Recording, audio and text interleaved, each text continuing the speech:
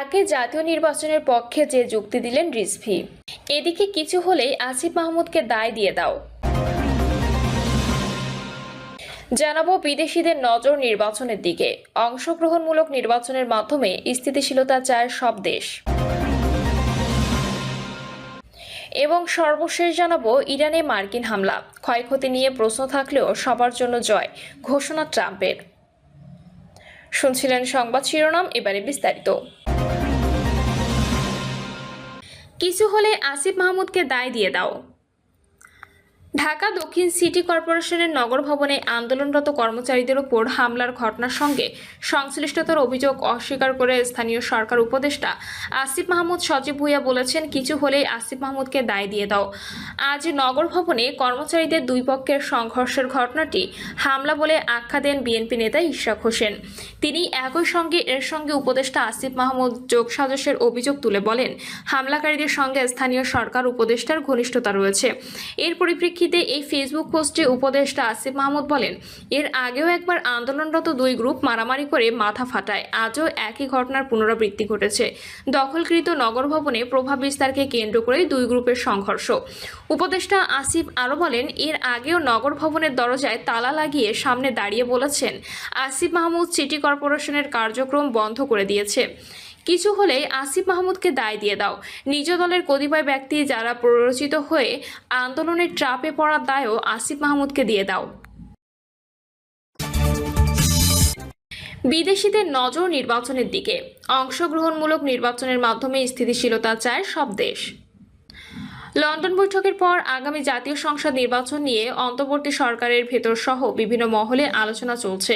জাতিসংঘ সহ বিভিন্ন দেশও বাংলাদেশে অংশগ্রহণমূলক নির্বাচন দেখতে চায়। তাই বিভিন্ন আন্তর্জাতিক সংস্থা ও বিভিন্ন দেশের কূটনীতিকদের নজরও নির্বাচন কেন্দ্রিক। তারা সরকারের আগে জাতীয় নির্বাচনের পক্ষে যে যুক্তি দিলেন রিজভী। স্থানীয় সরকার নির্বাচনের আগে জাতীয় নির্বাচন অনুষ্ঠানের দাবি জানিয়ে এর পক্ষে যুক্তি তুলে ধরেছেন বিএনপির সিনিয়র যুগ্ম মহাসচিব রুহুল কবির রিজভী। এ বিষয়ে দলের অবস্থান তুলে ধরে তিনি বলেছেন, আমাদের বক্তব্য স্পষ্ট, প্রথমে জাতীয় নির্বাচন হতে হবে। একটি নির্বাচিত সরকারের অধীনে যদি স্থানীয় নির্বাচন হয়, সে নির্বাচনের গ্রহণযোগ্যতা বাড়বে। যারা নির্বাচিত হবেন তারা দেখাবেন যে নির্বাচিত সরকারের অধীনে নির্বাচন সুষ্ঠু হতে পারে। 16 থেকে 17 বছর মানুষ ভোট দিতে পারেনি, সেই কারণে জাতীয় নির্বাচন আগে হওয়া বাঞ্ছনীয়। 5ই আগস্ট পরবর্তীকালে বিভিন্ন হত্যাকাণ্ডের ঘটনার উল্লেখ করে রিজভী বলেন, 5ই আগস্টের পর থেকে এ পর্যন্ত নানাভাবে নানা কারণে 177টি হত্যাকাণ্ড হয়েছে। যারাই এ সমস্ত হত্যাকাণ্ডের সঙ্গে জড়িত তারা যে দলেরই হোক, যে মতেরই হোক, সরকারের উচিত আইনের মাধ্যমে তাদের বিচার করা। সরকার আইন শৃঙ্খলা দেখবে, কোন পার্টির রং দেখবে না। কে ক্ষমতাশীল ব্যক্তি, কে ক্ষমতাশালী ব্যক্তির নয়, কে ধনী, কে গরিব, এটা বিবেচনা করবে না। তাদের উচিত কারা অপরাধ বিদেশিদের নজর নির্বাচনের দিকে, অংশগ্রহণমূলক নির্বাচনের মাধ্যমে স্থিতিশীলতা চায় সব দেশ। লন্ডন বৈঠকের পর আগামী জাতীয় সংসদ নির্বাচন নিয়ে অন্তর্বর্তী সরকারের ভেতর সহ বিভিন্ন মহলে আলোচনা চলছে। জাতিসংঘ সহ বিভিন্ন দেশও বাংলাদেশে অংশগ্রহণমূলক নির্বাচন দেখতে চায়। তাই বিভিন্ন আন্তর্জাতিক সংস্থা ও বিভিন্ন দেশের কূটনীতিকদের নজরও নির্বাচন কেন্দ্রিক। তারা সরকারের উপদেষ্টা ও বিভিন্ন রাজনৈতিক দলের নেতাদের সঙ্গে মত বিনিময় করে জানার বোঝার চেষ্টা করছেন। গত বছরের 5ই আগস্ট ছাত্র জনতার অভ্যুত্থানে আওয়ামী লীগ সরকারের পতনের পর 8ই আগস্ট অন্তর্বর্তী সরকার দায়িত্ব নেয়। সরকার আগামী বছরের জুনের মধ্যে জাতীয় নির্বাচন অনুষ্ঠানের কথা বললেও বিএনপি সহ কয়েকটি দল চলতি বছরের ডিসেম্বরের মধ্যে নির্বাচনের দাবি জানায়। নির্বাচনের সময় নিয়ে বিভিন্ন দলের মধ্যে মতপার্থক্য প্রকাশ্য হয়। পরে লন্ডনে 13ই জুন অন্তর্বর্তী সরকারের প্রধান উপদেষ্টা ডক্টর মোহাম্মদ ইউনূস ও বিএনপি ভারপ্রাপ্ত চেয়ারম্যান তারেক রহমানের একান্ত বৈঠকের পর যৌথ বিবৃতিতে শর্ত সাপেক্ষে আগামী বছর পবিত্র রমজান মাসের আগে জাতীয় নির্বাচন আয়োজনের কথা জানানো হয়। এরপর থেকে আলোচনা হয়ে উঠেছে নির্বাচন কেন্দ্রিক। আন্তর্জাতিক বিভিন্ন সংস্থা ও দেশ তাদের ঢাকার মিশনের মাধ্যমে পরিস্থিতির খোঁজ খবর নিচ্ছে। বিদেশি কূটনীতিকেরা আগামী নির্বাচনের সময় ভোট এবং ওই নির্বাচনের মাধ্যমে গঠিত সরকারের ধরন ও নীতি জানতে বুঝতে সরকারের বিভিন্ন পর্যায়ে ও রাজনৈতিক নেতাদের সঙ্গে মত বিনিময় করছেন। কিছু দেশ ও সংস্থা শুধু স্থানীয় মিশনের ওপর পুরোপুরি নির্ভর না করে পরিস্থিতি আগাম ও ঠিকঠাক বুঝতে আগে ঢাকায় কাজ করে যাওয়া ব্যক্তিদের পাঠাচ্ছে। বিশ্লেষকরা বলছেন, বিদেশিরা বাংলাদেশের স্থিতিশীলতা, বাস্তবমুখী নীতি ও তার ধারাবাহিকতা চান। তাই তারা আগামী সরকার নির্বাচনের ওই ভোট কেমন হতে পারে তা বুঝতে চাইছেন। ক্ষমতাচ্যুত শেখ হাসিনা সরকারের 15 বছর প্রায় সব পর্যায়ে প্রতিবেশী দেশ ভারতের ব্যাপক প্রভাব ছিল। বর্তমানে ভারত বিরোধী প্রচার থাকায় নির্বাচনের পর সম্ভাব্য নতুন সরকারের বিদেশ নীতি কী হতে পারে তার ধারণা পাওয়ারও চেষ্টা করছেন বিদেশি কূটনীতিকেরা। কূটনৈতিক বিশ্লেষক ও বাংলাদেশ এন্টারপ্রাইজ ইনস্টিটিউটের প্রেসিডেন্ট এম হুমায়ুন কবির আজকের পত্রিকাকে বলেন, বিদেশিদের অনেকেই আমাদের সঙ্গে যোগাযোগ করছে, কথা বলছে, পরিস্থিতি কোন দিকে যাচ্ছে, নির্বাচন কখন কিভাবে হতে পারে তা সবাই বুঝতে চায়। যুক্তরাষ্ট্রে বাংলাদেশের সাবেক এই রাষ্ট্রদূত বলেন, বাংলাদেশের ভবিষ্যৎ নিয়ে বিশ্বব্যাংক, ইউরোপীয় ইউনিয়ন, যুক্তরাষ্ট্র, যুক্তরাজ্য, জাপান, চীন সহ সবার ভাবনা প্রায় একই রকম। চিন্তার ধরনে কিছুটা পার্থক্য থাকলেও ভারতও এদের সঙ্গে আছে। চীন, বিএনপি, জামায়াত ইসলামী, জাতীয় নাগরিক পার্টি সহ বিভিন্ন দলের নেতাদের সঙ্গে বেইজিং ও কুনমিয়ংয়ে কমিউনিস্ট পার্টি অব চায়নার কেন্দ্রীয় ও আঞ্চলিক নেতাদের বৈঠকের আয়োজন করেছে। বিএনপির মহাসচিব মির্জা ফখরুল ইসলাম আলমগীর স্থায়ী কমিটির কয়েকজন সদস্য সহ একটি প্রতিনিধি দল চীন সফরে রয়েছে। বিভিন্ন অনুষ্ঠানে উপস্থিত কয়েকজন বিদেশি কূটনীতিকের আলাপকালে বলেন,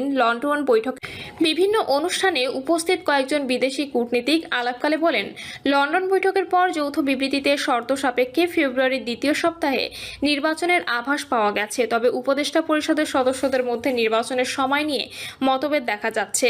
প্রধান উপদেষ্টা লন্ডন থেকে ফেরার পর এনসিপির ঘনিষ্ঠ হিসেবে পরিচিত এক উপদেষ্টার সঙ্গে আলাপে উল্লেখ করে একজন বিদেশি রাষ্ট্রদূত বলেন, উপদেষ্টা আগামী ফেব্রুয়ারিতে নির্বাচন অনুষ্ঠানের সম্ভাবনা দেখছেন না। স্থানীয় কয়েকজনের সঙ্গে আলাপেও তিনি একই ইঙ্গিত দেন। সরকারের ভেতরে তথ্য অনুযায়ী আগামী ফেব্রুয়ারি অথবা এপ্রিলে নির্বাচন অনুষ্ঠানের প্রধান উপদেষ্টার ঘোষণার বিষয়ে একাধিক নারী উপদেষ্টা সহ অন্তত 5 জন উপদেষ্টা ভিন্নমত পোষণ করেন। দুজন মনে করেন আগামী জুনের মধ্যে নির্বাচন না করলেও তেমন ক্ষতি বৃদ্ধি হওয়ার কথা নয়।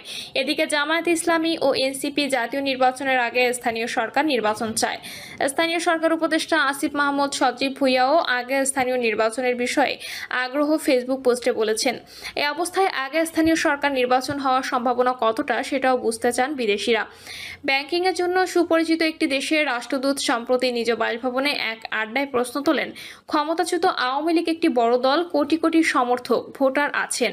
দুর্নীতি ও হত্যার অভিযোগে দলটির কিছু নেতার সাজা ও তারা নির্বাচনে অযোগ্য ঘোষিত হতে পারেন, কিন্তু দলের কার্যক্রম নিষিদ্ধ থাকলে নির্দোষ নেতাদের কি প্রার্থী দেওয়ার সুযোগ ও ব্যালট পেপারে নৌকা প্রতীক থাকবে? তিনি বলেন, অংশগ্রহণমূলক বলতে যদি কোনো দলের নির্বাচন প্রতিদ্বন্দ্বিতার সুযোগ থাকা না থাকা বোঝায়, তাহলে দলটির কোটি কোটি সমর্থকের মতামত এই নির্বাচনে কিভাবে প্রতিফলিত হতে পারে?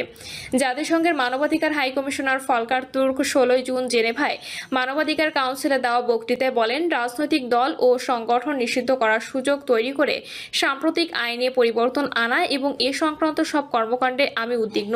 এটা অন্যায্যভাবে সংগঠনের স্বাধীনতা, মত প্রকাশের স্বাধীনতা ও সমবেত হওয়ার স্বাধীনতাকে সীমিত করবে। অন্তর্বর্তী সরকার ও রাজনৈতিক দলগুলোর মধ্যে সংলাপের মাধ্যমে অগ্রগতি হচ্ছে উল্লেখ করে তিনি সংস্কারের ক্ষেত্রে অর্থবহ অগ্রগতির আহ্বান জানান, যাতে অবাধ ও অংশগ্রহণমূলক নির্বাচনের পরিবেশ তৈরি করা যায়। পূর্ব এশিয়ার একটি প্রভাবশালী দেশের হয়ে 6 বছর আগে দায়িত্ব পালন করে যাওয়া এক কূটনীতিক গত সপ্তাহে নীরবে ঢাকা সফর করেন।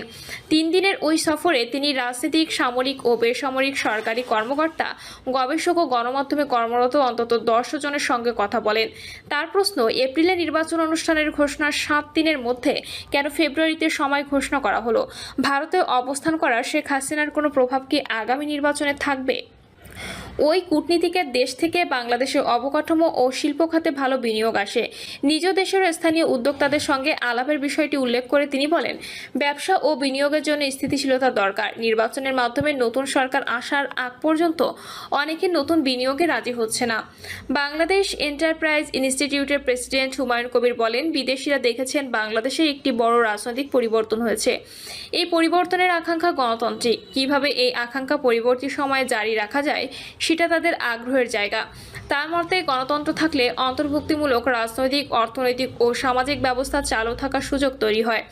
এই অন্তর্ভুক্তিমূলক মানে শুধু দল নয়, রাজনৈতিক পরিচয়, অর্থনৈতিক অবস্থা, ধর্ম ও লিঙ্গ নির্বিশেষে ব্যক্তি ও নাগরিক সমাজের সবার জন্য অন্তর্ভুক্তিমূলক ব্যবস্থা হতে হলে নির্বাচনের পাশাপাশি অর্থনীতিকেও চাঙা করতে হবে।